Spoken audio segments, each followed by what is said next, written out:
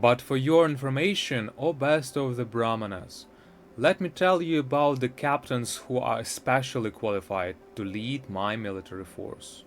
There are personalities like you, Bhishma, Karna, Kripa, Ashwathama, Vikarna, and the son of Samadatta called Bhurishrava, who are always victorious in battle. Duryodhana mentions the exceptional heroes in the battle, all of whom are ever victorious. Vikarna is the brother of Duryodhana, Ashwathama is the son of Dronachar'ya, and Saumadatti or Bhurishrava is the son of king of the Bahlikas. Karna is the half-brother of Arjuna, as he was born of Kunti before her marriage with King Pandu. Kripacharya's twin sister married Dronachar'ya. There are many other heroes who are prepared to lay down their lives for my sake. All of them are well equipped with different kinds of weapons, and all are experienced in military science. As far as the others are concerned, like Jayadratha, Kritavarma, and Shalya, all are determined to lay down their lives for Duryodhana's sake. In other words, it is already concluded that all of them would die in the battle of Kurukshetra for joining the party of the sinful Duryodhana. Duryodhana was, of course, confident of his victory on account of the above-mentioned combined strength of his friends. Our strength is immeasurable, and we are perfectly protected by grandfather Bhishma, whereas the strength of the Pandavas, carefully protected by Bhima, is limited. Herein an estimation of comparative strengths is made by Duryodhana. He thinks that the strength of his armed forces is immeasurable, being specifically protected by the most experienced general, grandfather Bhishma.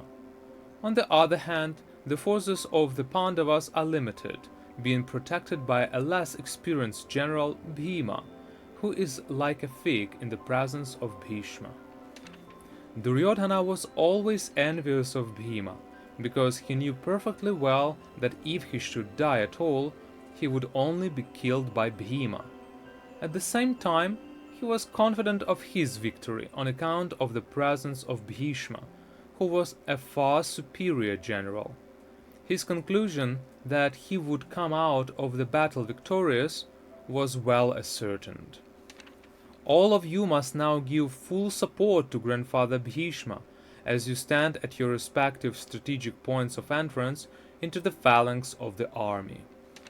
Duryodhana, after praising the prowess of Bhishma, further considered that others might think that they had been considered less important. So, in his usual diplomatic way, he tried to adjust the situation in the above words. He emphasized that Bhishma Deva was undoubtedly the greatest hero, but he was an old man, so everyone must especially think of his protection from all sides. He might become engaged in the fight, and the enemy might take advantage of his full engagement on one side. Therefore, it was important that other heroes not leave their strategic positions and allow the enemy to break the phalanx. Duryodhana clearly felt that the victory of the Kurus depended on the presence of Bhishma Deva.